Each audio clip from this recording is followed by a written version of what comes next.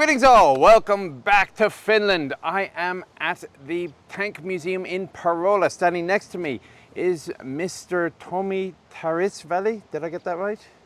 Pretty good. Close enough. My Finnish pronunciation is absolutely terrible.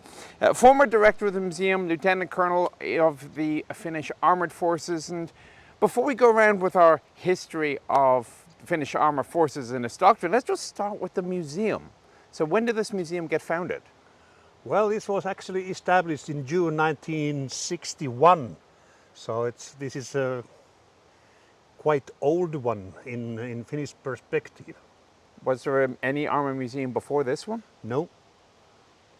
All these exhibits which are still here in display at the moment, they were just lying somewhere outside the garrison nearby, and some officers, they got an idea that let's establish some kind of establishment, some buildings, and where we can put those ones so everybody can see what they are, because they were inside the military area and this is a privately owned area.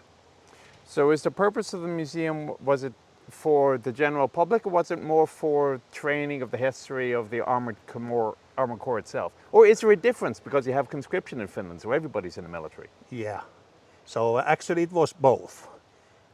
There was a lot of war veterans, for example, which wanted to see their tools, what they were using during the Second World War in Finland. And also we are warriors, we Finns. We like to see old military stuff. And it was very popular in the early years, especially when the war veterans were still with us, all of them. So. Yeah.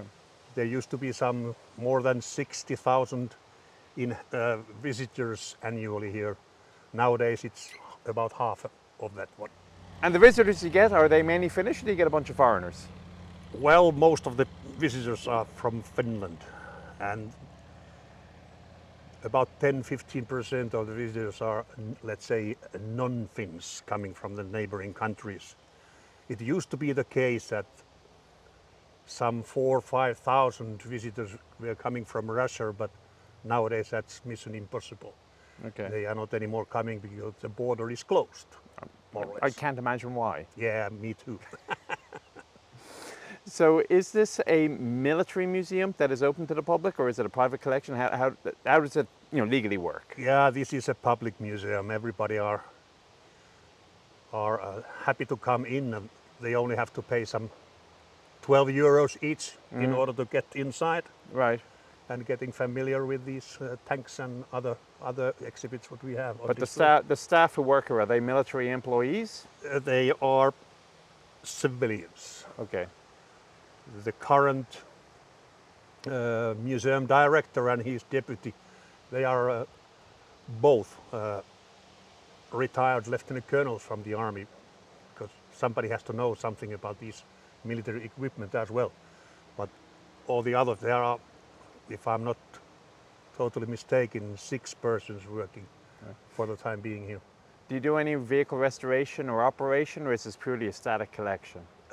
Yes, there is a small workshop where we keep some tanks alive, especially the World War II time period tanks, Sturmgeschütz, for example, or T-34s, are few units are still running. So one of the things I've kind of learned as I travel around the world is every museum has a special character or something that makes it unique. Outside of the fact that all your stuff is Finnish, what do you think makes Parola unique? Well, we have a very good collection of the most of the tanks which were used and operated during the Second World War, especially the Russian models. Not all the German ones, because, for example, the Panthers and Tigers are not here. Yeah. But Sturmgeschütz and Panzer IVs, etc., are still here. So the collection covers quite wide perspective of Second World War era tanks. Gotcha. Okay, well, why don't we start there then? Why don't we start touring around the museum, and you can give us the background of the Finnish armor history, and Yeah, let's see do what we that got. one. So we have to go inside and go through the both exhibition halls up to the ridge in order to get familiar with those ones. Okay. Let's talk about more then. Right. Okay, so let's start then at the start. So actually, let's start even further. So is the armor corps in Finland considered a descendant of the cavalry, or is it entirely different branch? No, it's part of the infantry, in fact. Okay. So the armored forces or tank forces are not independent arms of service or branch. Okay. So that was going to be the first start. So here in the background you can see our first tank, for example, the French-made First World War era tank. That was the first ones we bought those ones in 1919 from France. And that was a kick-off the armor force and the purpose, the concept, how they are going to be used in Finnish army was precisely a support tank for the infantry, nothing else. Right. So that wasn't too unusual. A lot of countries were doing that at the time. Yeah. It was a support tank. But so it never really changed? It's all, the tanks even today, the Leopard is really an infantry support weapon? Yeah, well, it took a change in the later years of the Second World War in 1944 actually. Okay. Then the tank forces were more or less an independent. Of course, they needed supporting infantry soldiers with them in the terrain like we have in Finland, a lot of forest and water and etc. You can't operate alone with tanks. That's obvious in everywhere else as well, if I'm not totally mistaken on those ones. Right.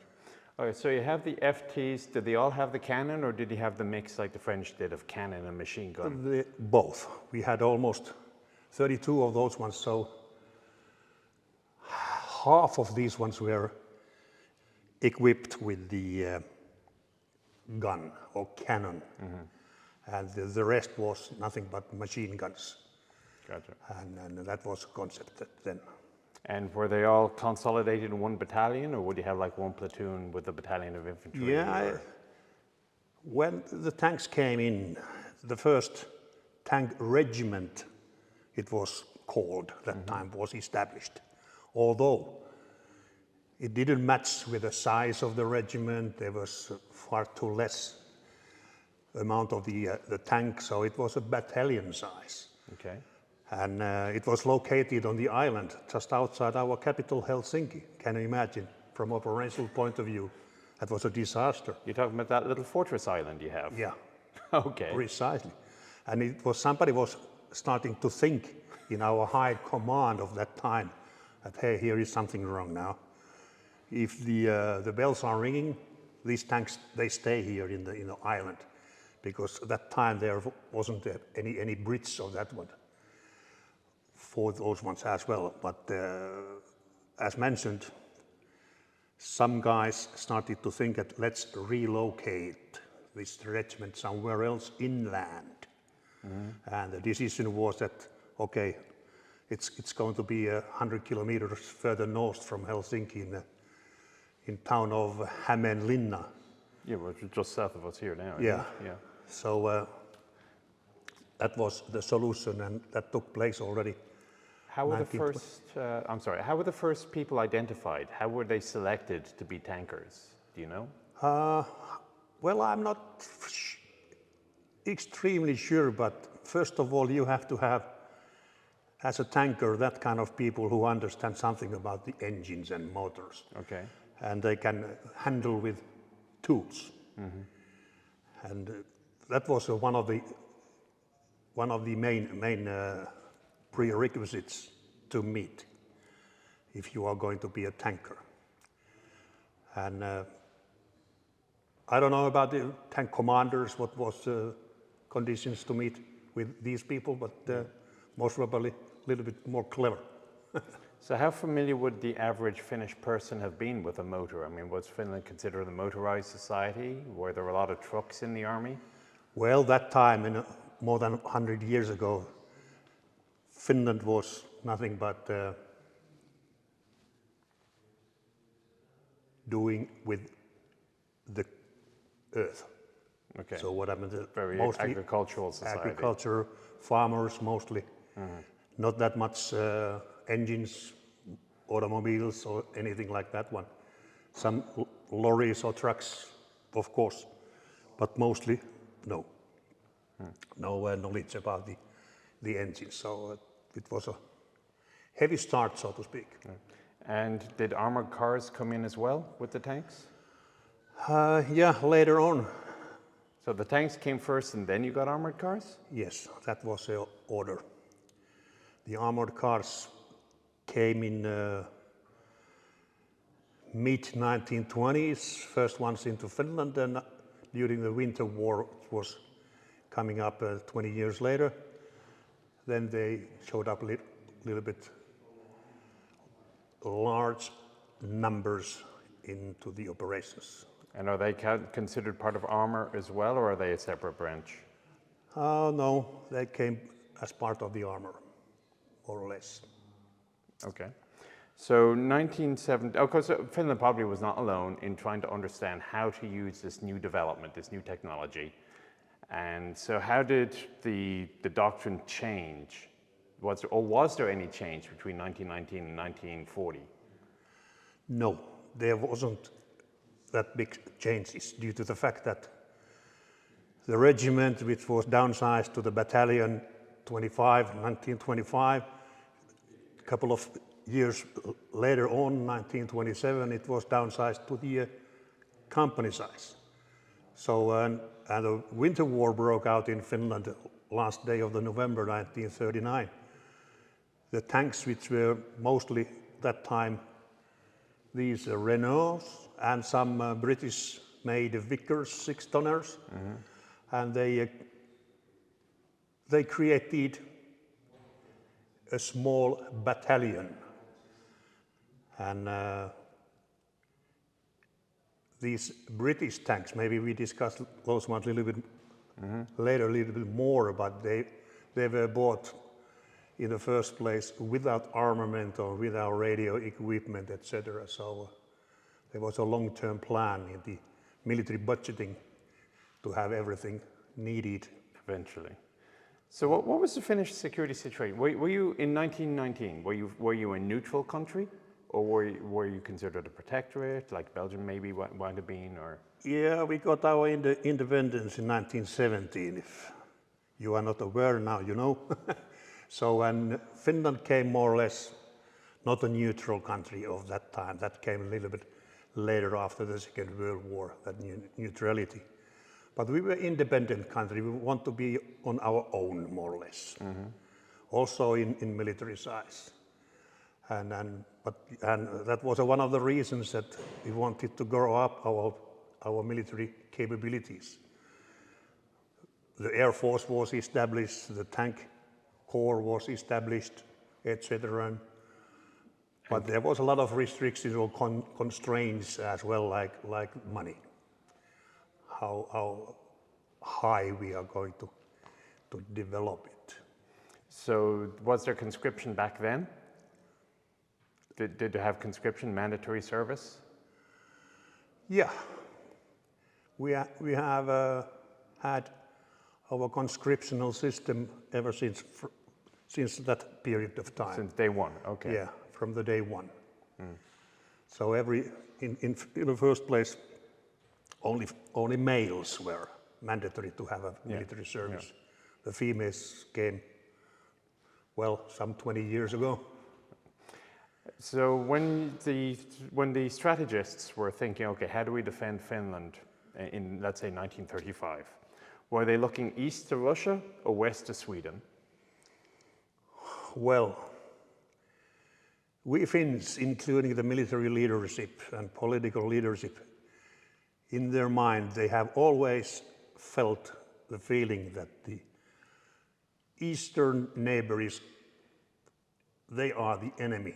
Now, maybe, and in the future, yes, for sure.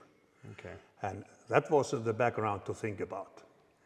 All these things. The Swedes, we have been part of Sweden some 400 years, and we have never, ever felt that Sweden is any kind of hostile nation towards Finland.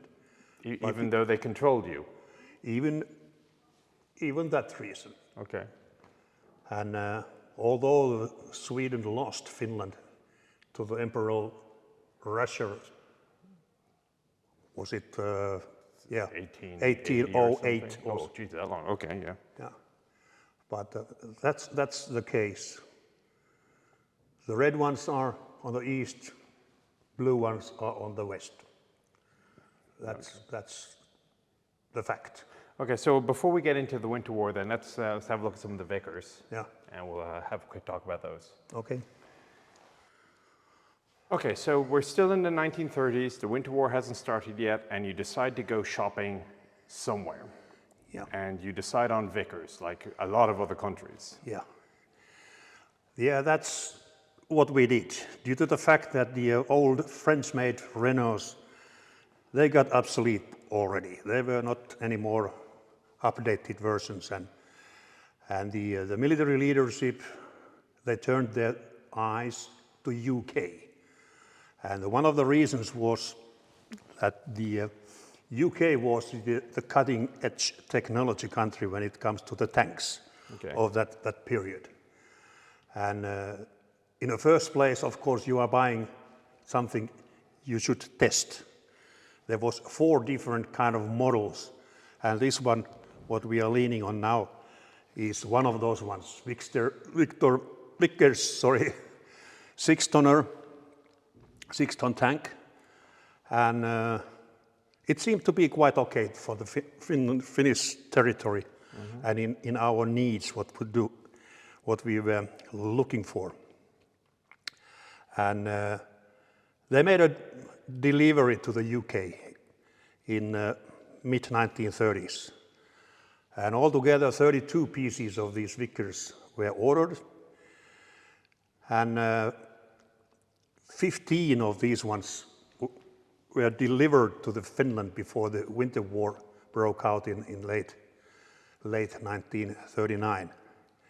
And the rest came a little bit later. And one of the interesting facts was that the Finnish military budget was quite on the low level at that time. Well, it's not on a high level either nowadays, but that's another case. And they made a long-term plan.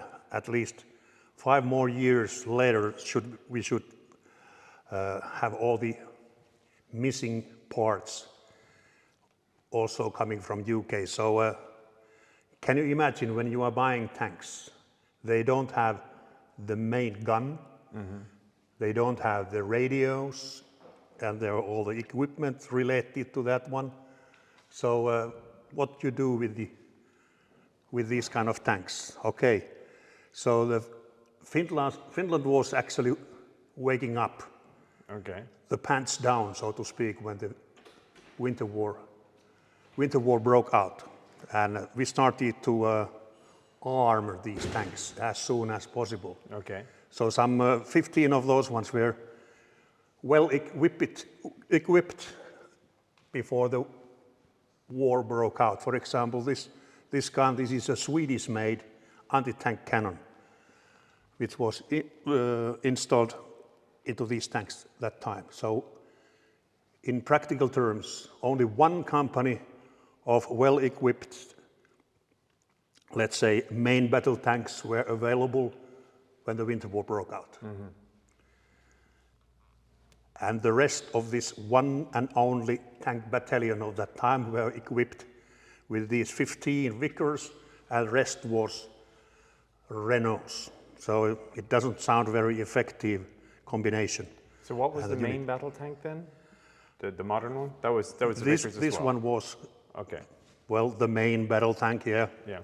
Maybe that's a quite strong expression for the Vickers, but anyway, it was a modern one. So the 6-ton sees service everywhere. It sees service in the Pacific, in the jungles, and obviously here in the winter. Yeah. Did this English vehicle, was it reliable in the winter?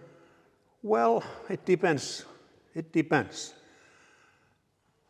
how they are maintained in your own country. And for example, there was one battle bigger ones in February 1940 during our winter war where these took part. And there was some 15 centigrades, minus centigrades. Okay. I would consider that And chilly. Yeah. a lot of snow, so they had some difficulties. When this unit was transported with a train up to close to the town of Viborg, which used to be a Finnish town, and then they were driving out, and then they started the march.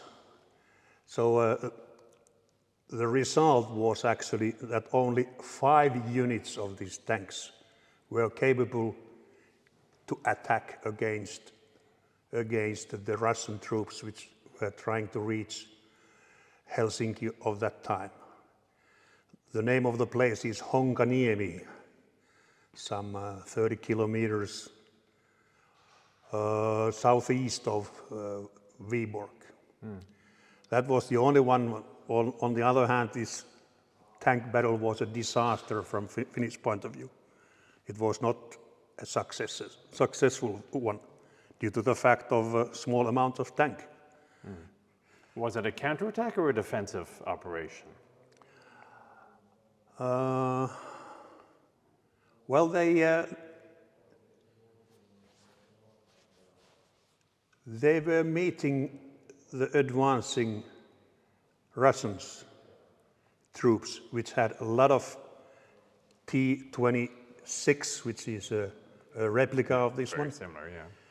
Very similar, and there was a mistake in Finnish defense as well. Our own artillery, when they were bombarding the Russian troops, they made a mistake, like that the Finnish troops, the Jäger battalion, what was supporting the tank troop, or the tank troops were supporting the infantry, they were on the target area. So there was a lot of own casualties of that time. So it was not a good thing, of course. So, I mean, it seems to be an obvious thing that Finland might want to do in 1930 if looking at new tanks, or mid-1930s, look at Sweden and Landsverk. Yeah. Do you have any idea why there weren't more Landsverk purchases? I mean, same terrain, they're right next door, they're friendly. Yeah. Maybe one of the main reasons during the Second World War that official Sweden didn't support Finland.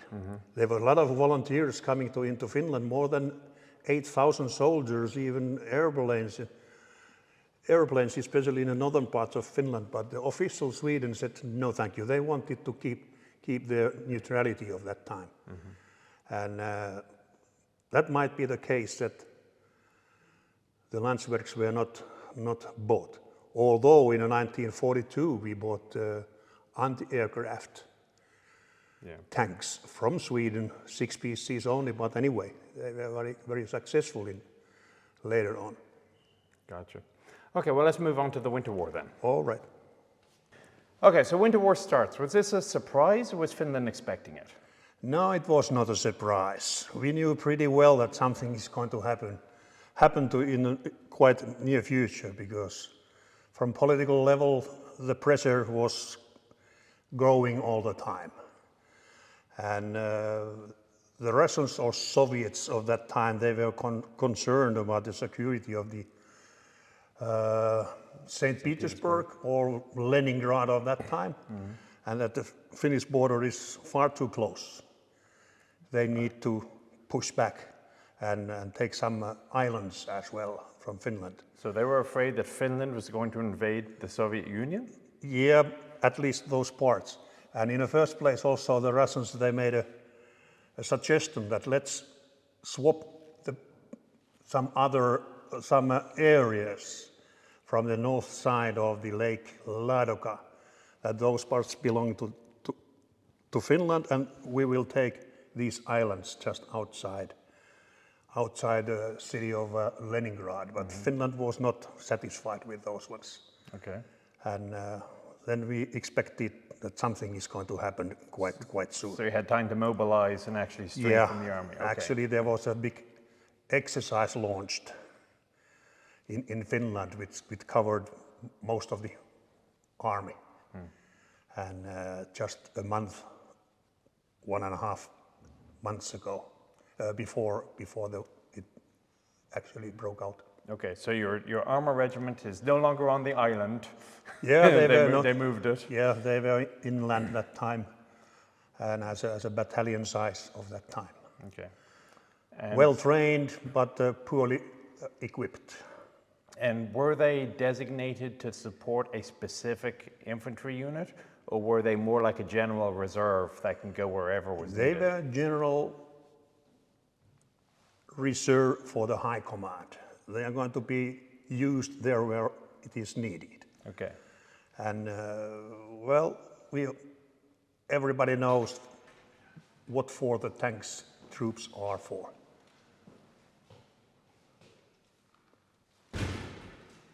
Oh, it's all good. Yeah. The tanks are for the fight against the another tanks. Okay. And where the pressure is the highest one, there the tank units are supposed to be used and operated in. So that's why in the Karelian Isthmus area was the critical area for Finland, and there is tanks had been used. They used there as well. So War. what were the other anti-tank guns? I mean, I presume you had an actual small, like a 37mm or 40mm cannon. You had your 20mm anti-tank rifle. Yes, we did, yeah. And they were commonly distributed, or were they rare? They were quite rare because the number was quite low as well. So the anti-tank weaponry was in, let's say, in a low hands, not though that very effective ones to be used. So the tanks, especially the Vickers one, with their at that time either 37 or 45mm main gun, that it was a big help. And I think it was the engineers with minefields or digging trenches. I mean, or were there pre-existing fortifications? Yeah, well, the famous Mannerheim line didn't exist that time at all. Okay. Of course, the engineers, they were providing some minefields wherever it was possible to do, but during the winter time, it's not that easy to dig them down to the ground either. And there was some lacking things in how to stop the Russian troops coming in, for sure. So how did you do it then? I mean, was it simply that the Russians were incompetent, or was there something that the Finnish did particularly well? Sorry, Soviets. You're going to be Yeah. Well, that time, and I think nowadays as well, the ordinary Soviet soldier was not that well equipped and trained. And same goes with their, let's say, middle leadership. Okay.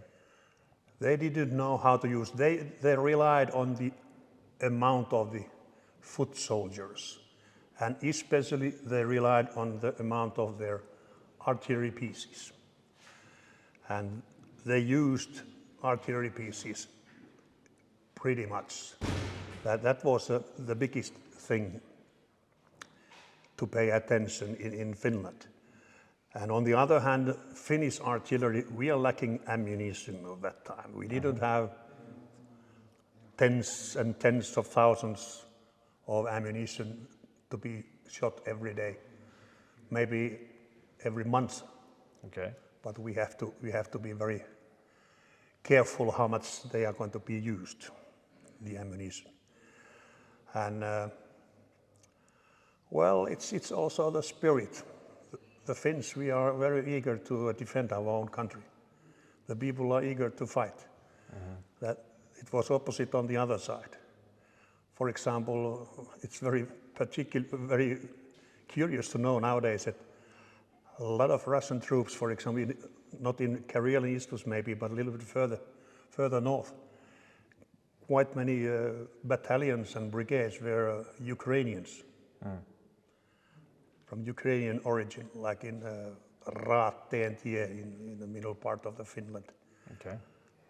So was the Winter War a broad front, or was it mainly around the St. Petersburg area or Leningrad?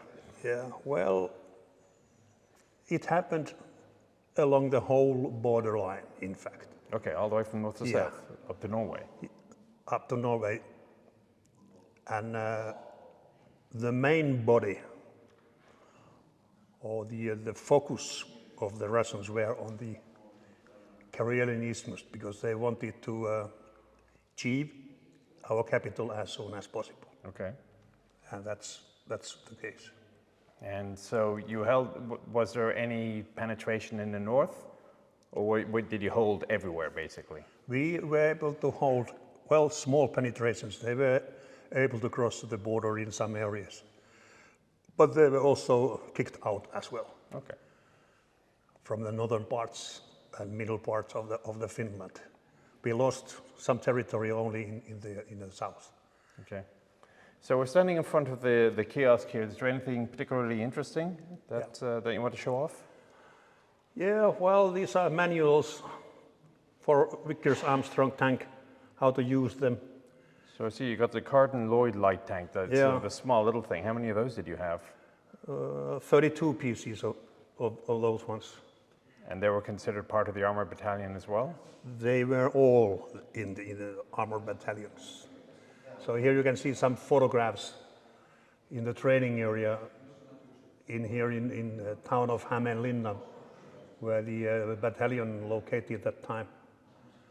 And this is a uniform of that time soldier as well. Well, this winter war was quite short period of time. It took only 105 days. And after that one came interim peacetime for 15 months. And for this 15 months, was it again the attitude that we know this is going to start again? Or was it actually hopeful that, okay, we're done. They tried and they failed and they've learned a lesson? Yeah, well, in Finland we thought that this was not all. Okay. That they will resume the war later on. Okay. Okay, so that brings us then to the very logically named Continuation War. Yeah. Did you ever actually, was it ever officially World War II, or has it always been Winter War and Continuation War? Well, it depends on the history book. Normally, of course, we are talking about the Second World War in Finland as well. And we divide it in three parts, in fact. The Winter War, and then, as you mentioned, the Continuation War. And after that one was a Lapland War, when we were fighting against Germans. But in Continuation War, which actually broke out in late June, early July in Finland, we call it Continuation War, all the way up to the September 1944 when it ended up. Okay. And after that one came the third part. And between the Continuation War and Winter War, there was a 15 months time, period of time, so-called interim peacetime. And during that time, the Finnish army was trying to train itself, trying to get help somewhere else. And then it came also to be a fact that in the spring, early summer of 1941, the only country which was helping actually Finland was Germany of that time. Everybody else, they said, no thank you, we don't want to get involved in these things at all. And this is more case of the enemy of my enemy is my friend, as More or opposed less, to yeah. a we like you Germany sort of thing. Yeah. Well, we are not supposed to talk about the very large political things of that period of time, but the Germany, they had an interest to go and start their Operation Barbarossa, which it was called later on, and especially the town of Leningrad of that time, St. Petersburg nowadays. And what was a good area to start this kind of war also is from Finland, because it's not that far away from Finnish border, of that time either. So the objective, so this was Finland and Germany both started to move towards Leningrad. This wasn't one that the Soviets started?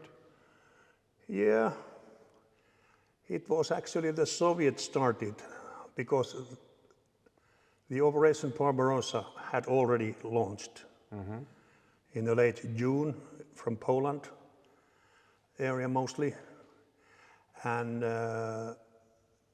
it started in Finland a little bit later on.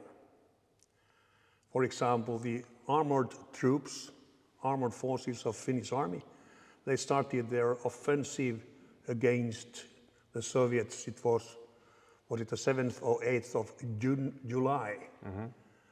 And some small activities took place in the very late June in the Karelian Isthmus, south of Lake Ladoga.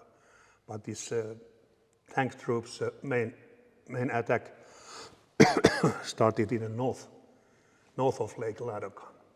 So what is the armored battalion? Still just one armored battalion, or have you now increased because of the captures from the year before? Yeah, it started to grow up step by step. During the first year of, or actually 1941, it became a size of the 2 battalions due to the fact that we were able to capture especially T-27 light tanks. Okay. It was officially called, and we were able to have those ones during the war, actually some 160 units in total.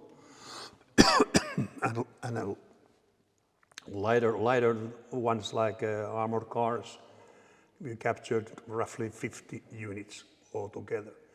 So that came it possible that in 1942, in February 1942, the first armored brigade was established by the Finns. Okay.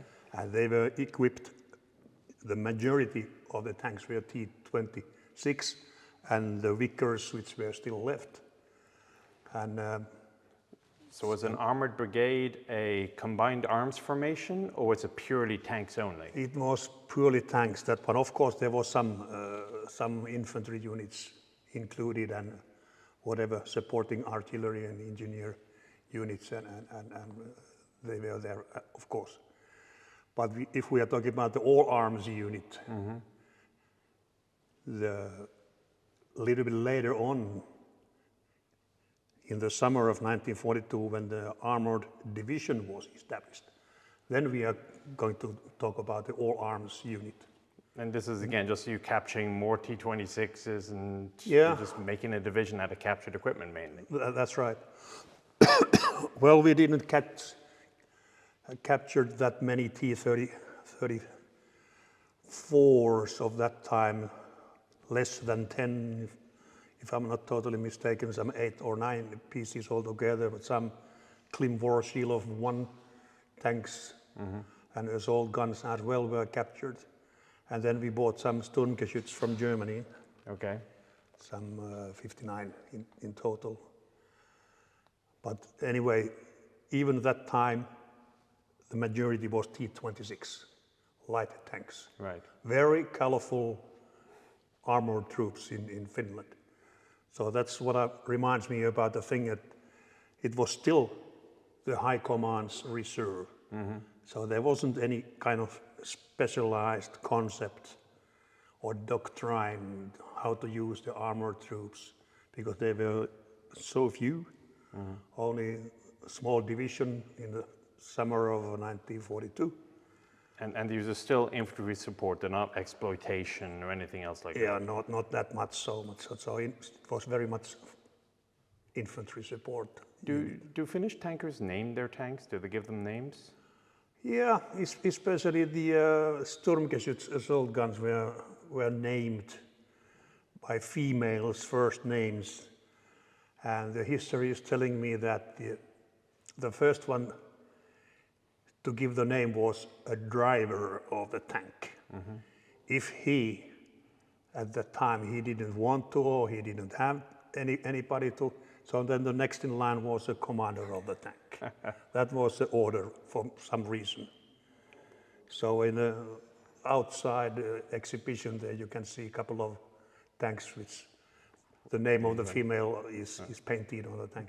So in Finland, a tank is a her, is a she? Yeah, more or less. Okay. All right, so anything interesting on this one? I mean, what's the...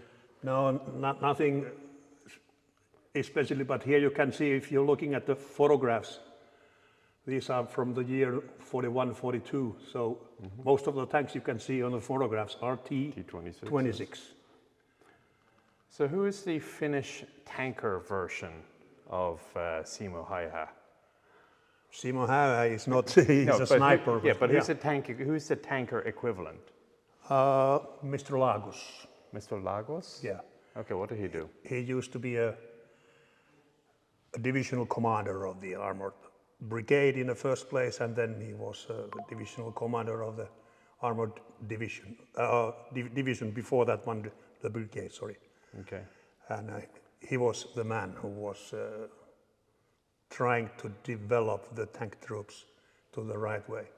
He and a couple of his other officers were, for example, in the year 1941, to be trained in Germany in their armored school.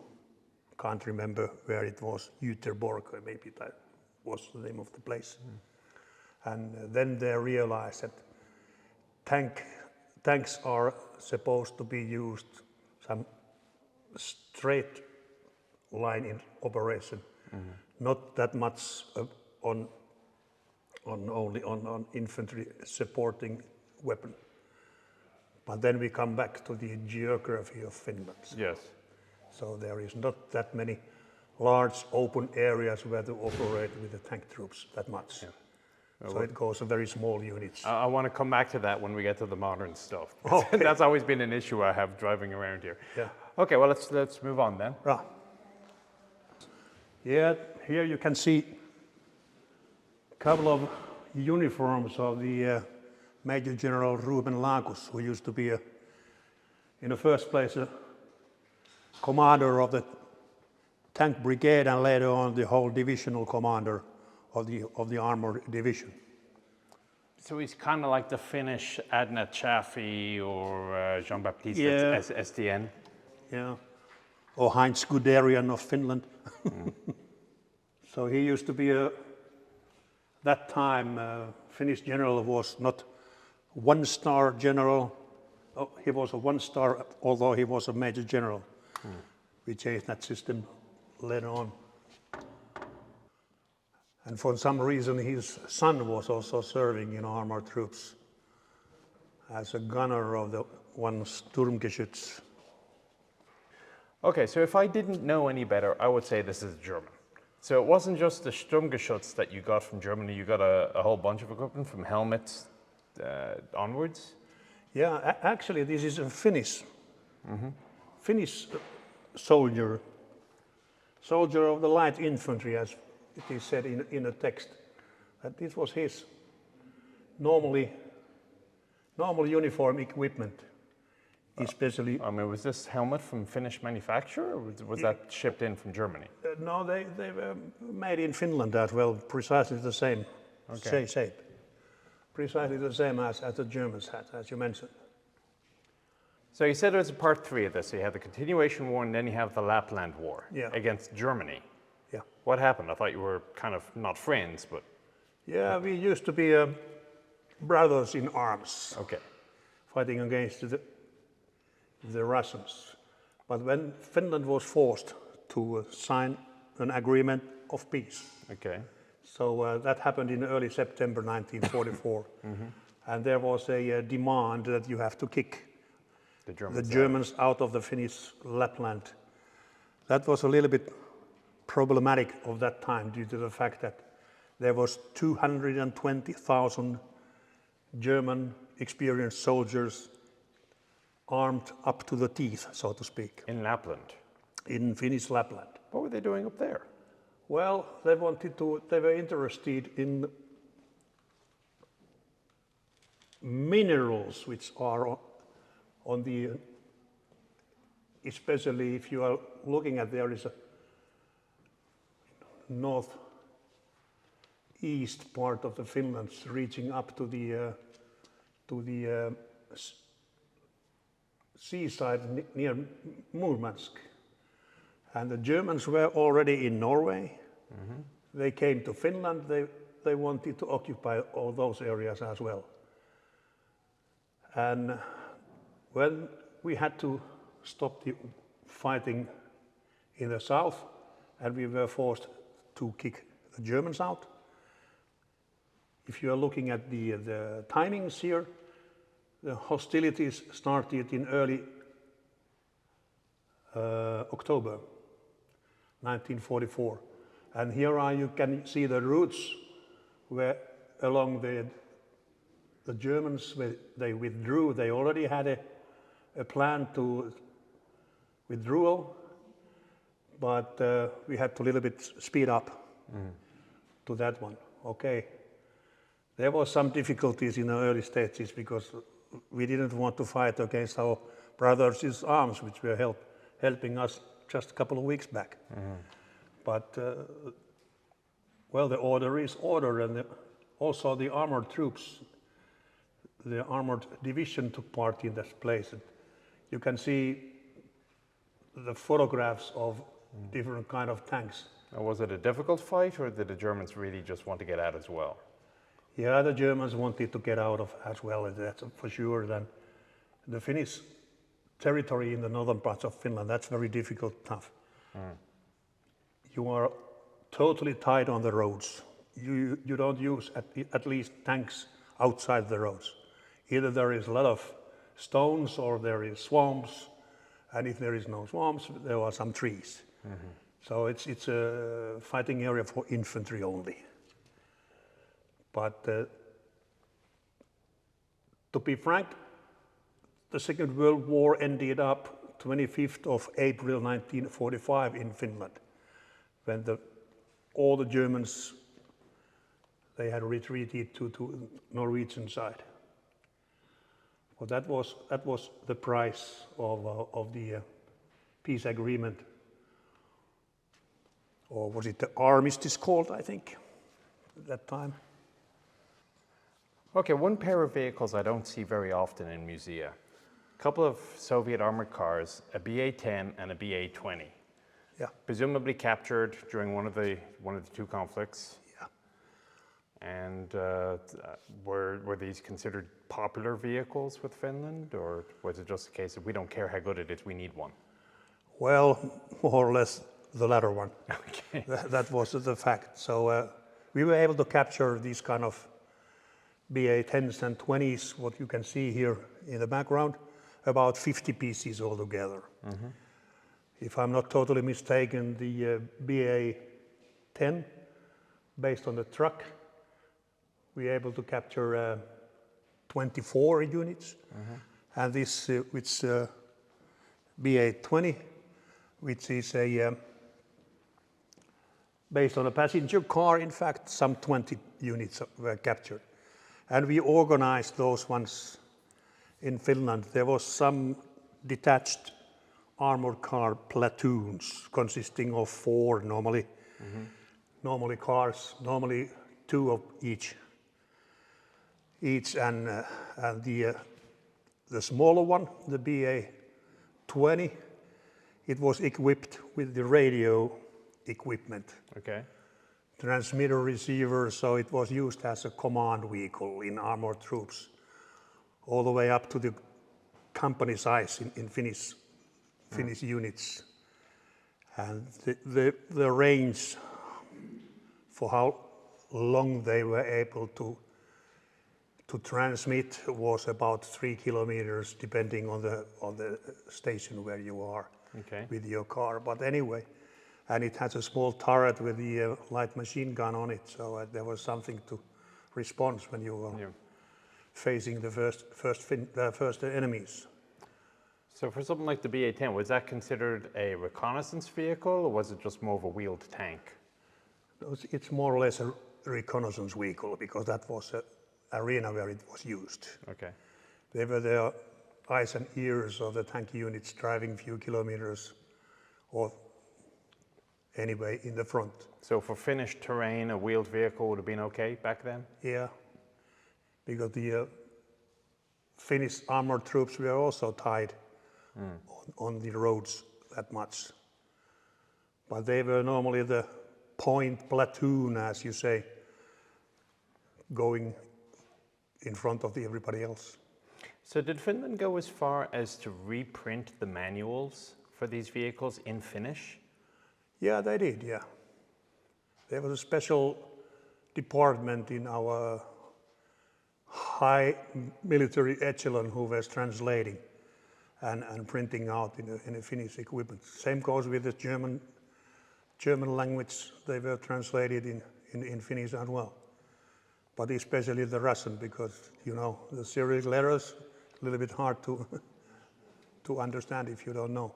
How long would it have taken? You just say you take a new soldier and you're going to put him in the armored troops back in 1942. How long would he be in training before they sent him out? Maybe a couple of days. You're joking? No. Yeah, well, they are very easy to find, of course. They were given a short training, but not any kind of special courses were not conducted.